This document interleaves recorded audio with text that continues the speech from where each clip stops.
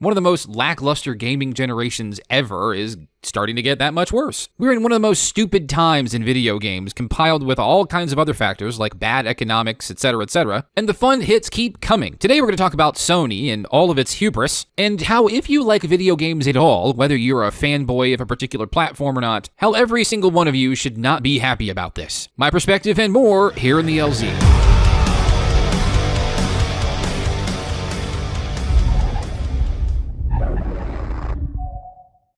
My fellow poors, you've been asked to pay $700 to watch the LZ, and no, I'm just kidding. You can watch for free, and I'm so good to have you. And today's topic, I want to talk about something serious. And before we get really deep into it, I want to qualify the conversation with this. I have been a PlayStation man for most of my years as a gamer. Particularly, I was an Xbox fan, primarily like many of us during the 360 era, and then of course, for reasons that you all know that we'll obviously discuss in this video, I moved to PlayStation. The PlayStation 4 was a great era, and of course, leading into the PlayStation 5 was also a pretty good time. But we're starting to see a cycle of history that continues to repeat itself, and of course that accounts for both the Xbox and the PlayStation camps. And that, for the purposes of today's discussion, is what I'll call the cycle of humble and hubris. And let's give some examples of what that looks like over the various generations, shall we? Remember when the PlayStation 3 launched, and it was for, $600, right? They told your ass you were going to get a second job if you wanted to buy this thing. It was the most ultimate thing ever, which in hindsight looked to be a giant pain for developers to make games for. The cell processor is infamously difficult. This thing was overpriced. The PlayStation 3 obviously was a beautiful looking console. The whole stance on backwards compatibility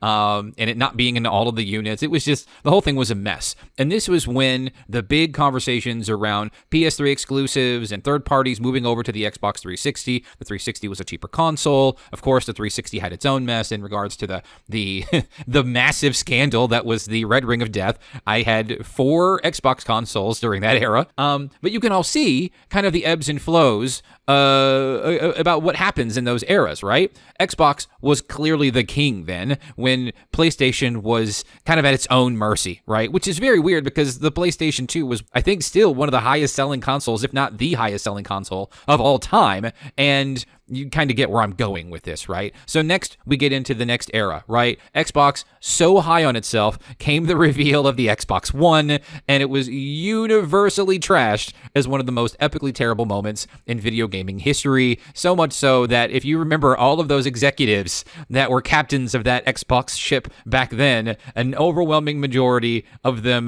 left the company, bailed the ship, took their golden parachutes with them, and went to other pastures to where they could hopefully make their own billions, taking advantage and really screwing over their customer base. Enter the PlayStation 4, right? A cheaper alternative, great for developers. They weren't playing with any of that used games garbage that Xbox was flirting with. You didn't need to be connected online, right? Sony were the heroes again. And now we're right back to a time where obviously Xbox is suffering a little bit. They're doing new things. They're doing a little bit of their own thing. And now Sony is in a very weird era where their development philosophies are just not good. We're not getting great games from them. They're canceling major things left and right that people were actually excited for, closing studios, laying off, canceling projects that were rumored to be complete. One that immediately comes to mind, that it was rumored that Media Molecule had a PlayStation 5 and a PC version of Dreams ready to go. If you don't know what Dreams is, let me tell you, you can make your own freaking video games. I'm just saying. Go on YouTube, some of that stuff. It's the weirdest marketing strategy I've ever seen for a game.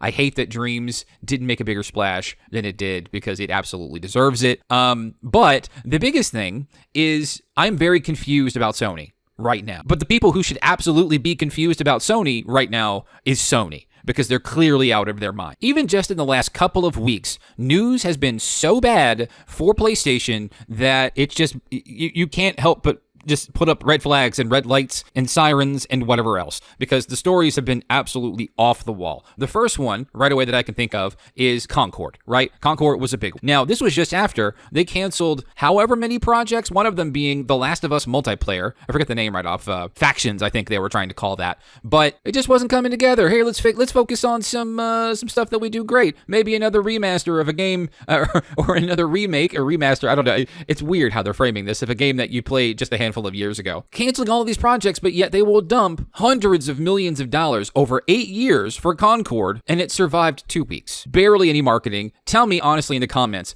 did you know about Concord? And if you did you even know what the heck it was when it was launched? Did you even know that it launched? What a very weird situation to me. And I only knew because I suffered through the couple of state of plays as of recently, and that's not even, I didn't even really include state of plays here recently, but the state of plays have been some of the most lackluster stuff, objectively, right? Well, arguably, but to me, it feels so objective that these things have been so bad lately, with the exception of, I think, one of the most recent ones, the only good thing they showed was gameplay for Silent Hill 2. The rest of it was just a snorefest. But my point of making this is Sony should have already realized that the live service game has been on life support anyway. There's been so much news. There's been so much about how publishers and platform holders have gambled on the concept of a service game only to watch it fail, right? It's so hit or miss on how good these things can be. And honestly, players perceivedly are starting to become more tired and more wary of these kinds of cynical efforts, because at the end of the day, if you buy in and you, even though if you're having a good time, if the publisher or the developer of that title didn't like its performance, they can just pull the plug on the whole thing. Now, thankfully, folks could get refunds for Concord. Great, because of its short lifespan. But if you look at stuff like, I don't know, Anthem, The Avengers, there was a couple of other service games that Square Enix put out that were none too good. These things are croaking left and right, and it's just so weird to see. Now, of course, this isn't just for Sony, right? This is across the board. This is big gambled projects like Ubisoft's new Star Wars game that just isn't cutting it. Unfortunately, Ubisoft has been a trash fire for several years now. So much so that they're talking about going private again. Really, that leadership of that company just needs to go, man. They need to go. Fire Eve, get him out of there. Get the whole family out of there. Start from scratch. That's the only company I know that has that great of IP and are doing as terrible as they are right now. More on that here in a moment. I digress about Ubisoft. But anyway, I just want to know what Sony's doing. Because even after shutting down Concord, leadership at Sony is saying that they just lack original IP. Let me say that again. PlayStation thinks they don't have enough intellectual property to pull from. I'm literally going to go insane, because if you look up the list of intellectual properties for PlayStation, there is a giant list alphabetically that is available to them to pull from. When's the last time you've played a Resistance game? When's the last time you've played Siren? When's the last time you've played Siphon Filter? When's the last time you played Killzone? There's only really one Killzone game that's available for you to play right now on modern platforms, and that's Shadowfall, if I understand it correct, right? But Killzone 2 and Killzone 3, well, you're just going to have to pull out the PlayStation 3 for those guys, right? It's incredible. Infamous. The last Infamous was on PlayStation 4 at launch. Gravity Rush, Medieval, SOCOM, right? Like, think about this. What an absurd statement.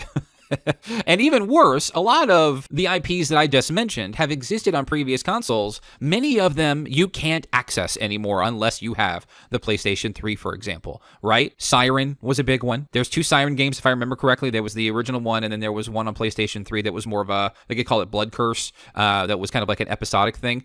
Absolutely terrifying games. Terrifying. There's been a massive resurgence in horror lately. I'm not sure what's holding you up here. Siphon Filter. When's the last time you played a Jet Moto? You know, like, think about it. I think Jet Moto belongs to Sony, last I checked. It may not. I could be wrong. Correct me in the comments, everybody. Motor Storm. Wouldn't you love to see a modern Motor Storm? Those games were crazy. But how are you going to look me straight in the face and tell me you don't have enough properties to pull from? Not only that, but didn't you go on a spending spree lately? You bought Bungie. You got some new IPs cooking for there. You got Destiny. Don't know what you're doing with that. You're the industry leader right now if you don't count Nintendo. So it sounds a little bit like you just kind of fumble in the bag a little bit. Get us some remasters. Who would love to see the Resistance games on modern hardware, even if it's just an up-res and, you know, raising the frame caps and things like that? Go for it. What have you got to lose? Hey, here's a Resistance collection. Here's a MotorStorm collection. What in the world is stopping you from releasing Killzone 2 and Killzone 3? Those games were graphically ahead of their time, a lot of us would probably say. Metal Gear Solid 4 is one of the games that exists on one platform and nowhere else. The only way that you can play Metal Gear Solid 4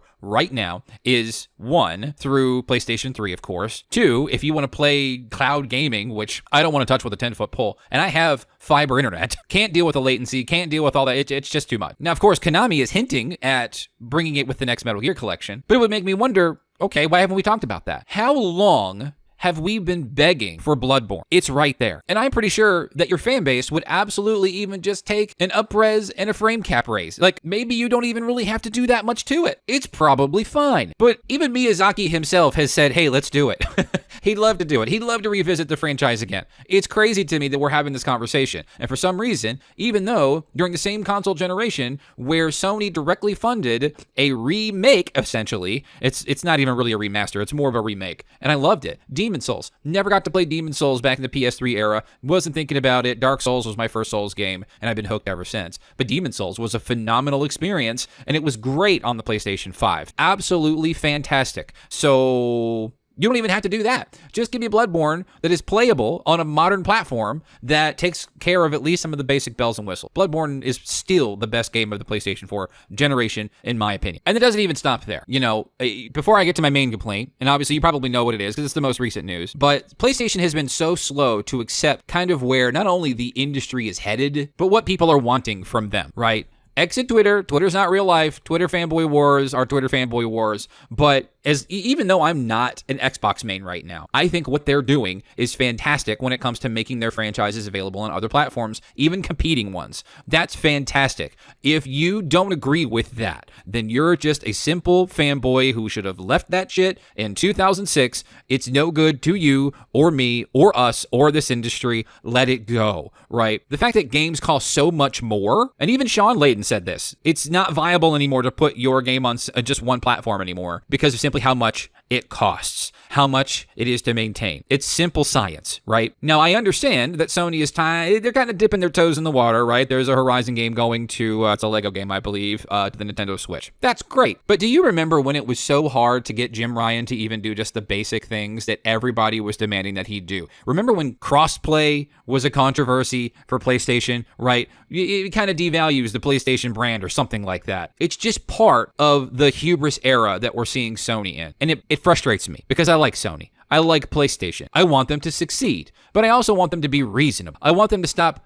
gaslighting players, right? When they fail or when something goes wrong, when a lot of the time it is in their control to make it not go belly up. Because of course, then the ultimate hubris of Sony, and I think it's reached its peak this time, is the PlayStation 5 Pro. I owned a PS4 Pro. I enjoyed my PS4 Pro. The PS4 Pro was still mostly reasonably priced, and I preferred it over my base model because it did a lot of performance enhancement for games that weren't always performance enhanceable in the PlayStation 4 era. I'm attracted to that now, even with the PS5 Pro, right? Mark Cerny said it himself. Most gamers are picking performance modes on games that have the option to pick a cinematic mode or whatever, your 30 FPS caps. I don't mind having the option. More and more games are coming without the option, especially on the Xbox side of things, when they purport to have the most powerful console in the market still. It still looks like a weirdly asymmetrical, unwieldy, strange machine. Sure, it looks like the Pro model of something. Fair enough. But that price tag. Now, listen, keep the PC out of your mouth on this one. I mean, there is a night and day difference between these things. I spent $1,200 on a smartphone. I have reasons why I spent that much on a smartphone. It's because it's a computer that I hold in my hand all day. It better run good. It better be great. It better change my life on a minute-to-minute basis because that's when I'm using it. And of course, you could use the excuse, well, a premium better model should come at a premium better price for the premium better people that can afford that kind of thing. Have you looked at this economy? Do you know what year it is? Now listen, I made a point moments ago that was talking about Sony and even the franchise, or no, not the franchise, excuse me, the fans, blaming fans and players for when they don't succeed. So when something doesn't go right and not enough people bought a Pro model, well then who's to say we'll ever get a Pro model in the future, right? At least the Pro model for the PlayStation 4 was still reasonably priced. But if I remember correctly, and here's the other thing that's still missing, is that they cut the price of the base model at the same time or right around the same time. We're 4 years in to this console generation. I'm shocked that we've even gotten ourselves a Pro model to begin with when it felt like it came a little bit later in the PS4 cycle when we did this the last time. But $700 may not even be the biggest problem. It's a steep price, sure. but it's for a digital model. They couldn't even throw in the hard drive. I'm sorry, not the hard drive, the disk drive, nor did they throw in even just the plastic stand for it. They're gonna a la carte you like Five Guys. Like, none of that is reasonable, right? None of that is reasonable. There's no way that the Pro costs that much, that they need that much of an overhead for it. But even still, not having a disk drive option or a disk drive pack-in for a more reasonable price is just kind of a slap in the face. I am still a disc gamer for the most part. I have yet, even though I am begrudgingly starting to, move towards digital because it's really just the inevitable, right? You've got to ask yourself, what's the point of buying a disc when day one patches and regular patches are a thing? They're not contained on the disc. You can't buy a patched disc usually. It doesn't make much sense. But even still, I have a lot of discs for previous eras like the PlayStation 4 that I should be able to use. It's a very weird strategy coming from not even just PlayStation. Xbox is participating in this too with digital-only models as a default. The digital-only future was going to happen. They just needed a little bit more time for you to simply accept that. Game Pass is really going to move everybody in that direction too if it continues in its popularity, etc. But for them to release a Pro model for $700, not including anything else like the disk drive or even the stand, is not even just the biggest insult. They didn't even bother to reduce the prices of the hardware that they already had. As a matter of fact, in a lot of situations, they're raising the prices in certain areas. They've raised the prices of the controllers when we're starting to see things like inflation cooling down a little bit from what I'm understanding. Sony's just going all in and going, hey, we want you to pay more of this for some reason. They didn't even bother to reduce the base model's price or the slim model's price. And not only that, they also said that they're going to start selling refurbished models of the base model for half the price of the Pro. So, oh my God, this is a mess. And so I'm curious to see, because obviously the backlash on this has been pretty big, what they're going to do, if anything. If they were smart, they would realign their policies on. They would reduce the price on the base model. They would at least shift the prices a bit and say, okay, you can have the disk drive with it as a pack-in for $700. For $650, you can have the digital model. Even that's ridiculous, but it's at least them compromising. Because at the end of the day, the only reason I'm interested in the Pro is to have better performance in my games in their performance modes, right? I want to be able to play my games at high frame rates. Many of us do, because many of us play games that require higher frame rates because there are a lot of reactionary games that requires a higher frame rate to enjoy. Anyway,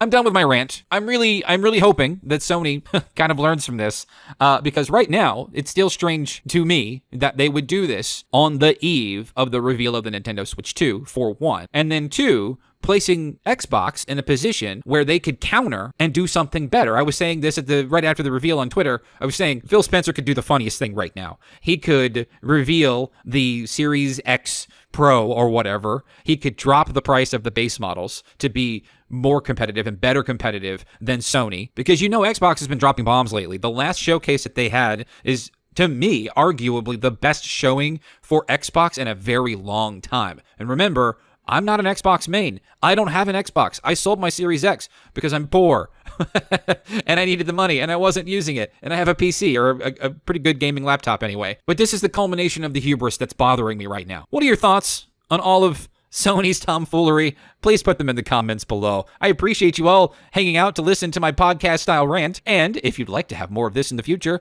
stop by the LZ. Love to have you.